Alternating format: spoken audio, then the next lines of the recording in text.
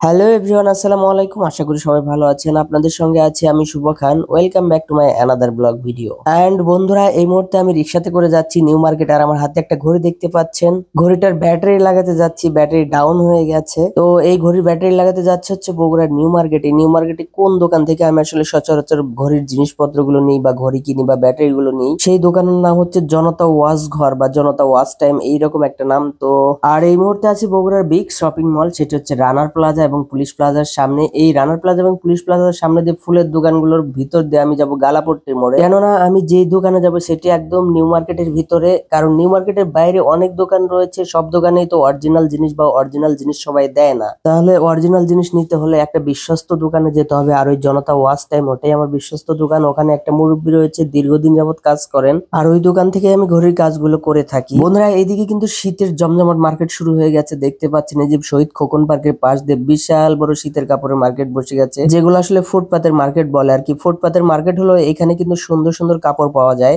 আর এই মুহূর্তে যাচ্ছে হচ্ছে বগুড়ার বিখ্যাত যে ফুলের মার্কেট রয়েছে, সেই ফুলের মার্কেটের ভিতর দিয়ে। আর এই ফুলের মার্কেটে আসলে আমার এত ভালো লাগে, যেটা আসলে বলে বোঝানো সম্ভব নয়। তো যাই হোক বন্ধুরা, আমি কিন্তু অলরেডি নিউ মার্কেটের গেটে চলে এসেছি। এটা হচ্ছে পেছন গেট, কারণ সামনের গেট দিয়ে ঢুকলে সাত মাথা দিয়ে ঘুরতে হবে, অনেক যানজট হবে, মেন গেটে অনেক ভিড় হবে। এই জন্য আমি পিছন গেট দিয়ে ঢুকলাম। আর এইদিকে যে শীতের পুরা মার্কেট শুরু হয়ে গেছে, সেটা কিন্তু দেখতেই পাচ্ছেন। দোকানগুলোতে কম্বল কেনা বেচা হচ্ছে। আর এই কুকারিজের দোকানগুলো দেখলে শুধু আমার ওয়াইফের কথা মনে পড়ে। আমার ওয়াইফ অনেক কিছু কিনতে চায়। আর এইদিকে সুন্দর ছোট ছোট ভ্যানিটি ব্যাগ গুলো বিক্রি হচ্ছে মাত্র 250 টাকায়। ব্যাগগুলো আমার দেখে খুবই ভালো লেগেছে। মনে হচ্ছিল যে আমার মেয়ের জন্য একটা নেই, কিন্তু নিতে পারলাম না, কাছে টাকা নাই। তো যাই হোক বন্ধুরা, এখন চলে আসেন মূল টপিকে। এই যে দেখতে পাচ্ছেন জনতা ওয়াশ অ্যান্ড ইলেকট্রিক, এই দোকানে আমি চলে এসেছি। আর এই যে মুরব্বীকে দেখতে পাচ্ছেন, ইনি কিন্তু খুবই অভিজ্ঞ একজন টেকনিশিয়ান, বলতে পারেন যে ঘড়ির উপরে একজন পিএইচডি করা আর কি, এইরকম। ইনি কিন্তু যত দামি ঘড়ি হোক না কেন খুব সুন্দরভাবে কাজ করে দেয়, খুব সুন্দরভাবে সূক্ষ্মভাবে কাজ করে দেয়। এবং এই দোকান থেকে আমি স্যার ম্যাডামদের ঘড়ি যতবার ব্যাটারি নিয়েছি, উনি কিন্তু অরিজিনাল ব্যাটারি দিয়েছেন। হয়তোবা দামে 2 টাকা বেশি নিলেও এখানে কিন্তু অরিজিনাল জিনিসটাই পাওয়া যায়। তো আপনাদের বাসার যদি কারো ঘড়ি বা ক্যালকুলেটর বা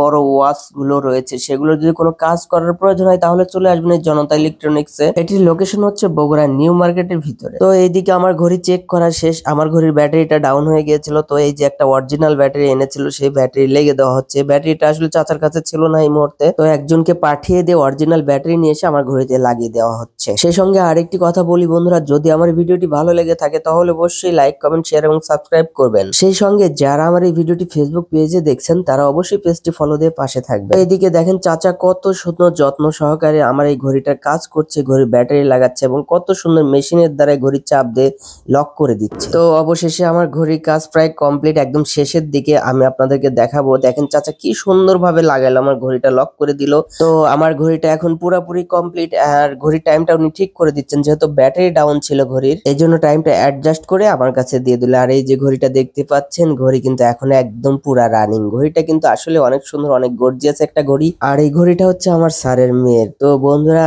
কেমন লাগলো আজকের এই ভিডিওটি অবশ্যই কমেন্ট করে জানাবেন। আজকের মতো বিদায় নিচ্ছি, দেখা হবে আবার নতুন কোনো ভিডিও নিয়ে। আল্লাহ হাফেজ।